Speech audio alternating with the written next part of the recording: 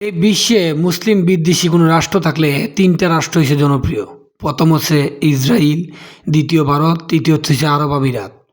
এই আরব আমিরাত নামে মুসলমান হইলেও কাফেরের চেয়ে মুনাফিকের চেয়েও ভয়ঙ্কর। ইসরায়েলের জন্য আমেরিকার জন্য গোপন ঘাঁটি বানায় দিতেছে, যাতে গোপনে ইরানের উপর হামলা চালাইতে পারে। এই আরব আমিরাত এমন সব পদক্ষেপ নিছে ইরানের চিরতর ধ্বংস করার জন্য।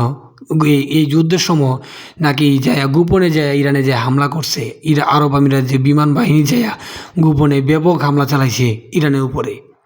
এখন নাকি গোপনে এই বিমান ঘাঁটি করে দিতেছে আরব আমিরাত ইরানরে চাপে রাখার জন্য বা ইরানের উপরে হামলা করার জন্য। এই জন্যই বলি, এই মুসলিম নামদারি যে আরব আমিরাত, এই যে কোন লেভেলের মুনাফেক, এটা বেশিরভাগ মানুষই জানে না।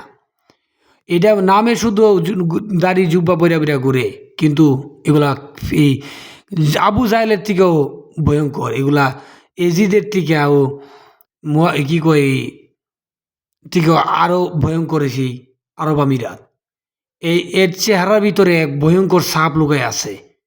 ইরানের ইরানের যে গৌরব, ইরানের যে সাহসিকতা, এগুলো কীভাবে সে ধ্বংস করতে চায়, ইরানের কীভাবে চিরতরে ধ্বংস করতে চায়, এর সর্বনীল নকশার মূল কারিগরের একটা হচ্ছে যে আরব আমিরাত।